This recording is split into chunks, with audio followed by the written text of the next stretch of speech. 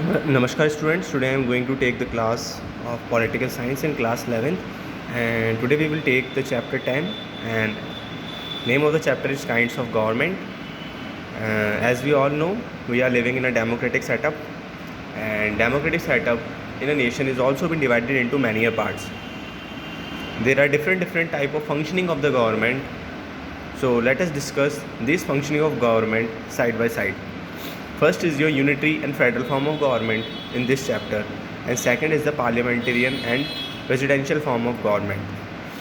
So in this class we will discuss the unitary and federal form of government. So what is unitary form of government according to you? So let us discuss what is unitary form of government. Unitary form of government is a system of government in which the entire power is vested in the central government, and this type of government can only be possible in a small nations, because the nations which are having the diversified population or a big population could not get this type of unitary form of government, as the area of that government is too much big. So unitary government is more suitable to the small nations. Then let us discuss what is characteristics of this unitary form of government. So first, all the power is been centralized in the central government. Second, government can create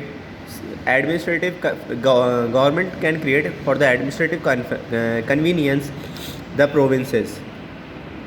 Third, there is no division of power between the central and local government. It is on the mercy of the central government that it can provide power to the state government. Local officers are the part of central administration. Then constitution of countries having the unitary government may be written, unwritten, flexible or rigid. So there is no predefined areas related to the constitution in the unitary form of government. Now let us discuss what are the merits of this unitary form of government. First merit is uniformity in governance. Second is simple government system. Third is conflict-free governance. Fourth is efficient and firm governance.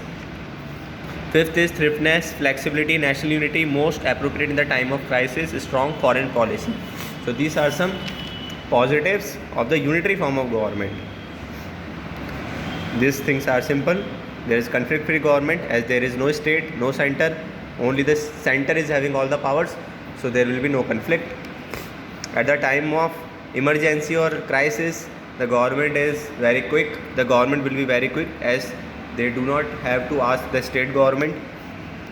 Now let us discuss about the demerits. Demerits is, first is the autocratic rule of the central government can be established.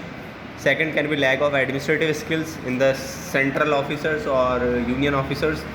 Third, bureaucracy is having all the power, so dadagiri of the bureaucracy can be there. Fourth is opponent of democracy. Democracy talks about the discussion, debate, deliberations, but in this only the central government will make the rules, so central government will have all the powers. So this is opponent of democracy. Unsuitable of a large state, I have already discussed. Public apathy, neglect of local self-government. Now let us discuss the federal form of government. What is federal form of government? In which the power has been divided between the center and the state government, and it is also written in the constitution. What are the characteristics of this federal form of government? First, written constitution, and constitution is supreme. This is the first feature. Second is division of power between the center and the state government, which is also been discussed in the constitution also. Third is independent judiciary. At the time of conflict between the center and the state government, there is a need of a judiciary. Then what are the merits of federal form of government? First, national unity, as there is local autonomy. Coordination of centralization and decentralization. Administrative efficiency will be there, very useful for the large states. Method to convert weak countries into strong ones. There will be political awareness, as there is federalism. Next, government does not become autocratic. Saving of time and money, favorable for democracy, prestige in the international sector, initiative towards global association. So these are some merits of the federal form of government. Now let us come some of the demerits of this system. First, weak rule.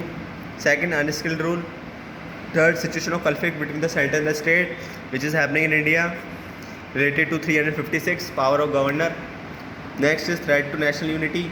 As more power is provided to the provinces or state, they may go against the national unity, like Punjab, Nagaland, etc. Inappropriate at the time of crisis. Central government have to take permission from the state, so there is a chance that it may not be very good system in the time of crisis.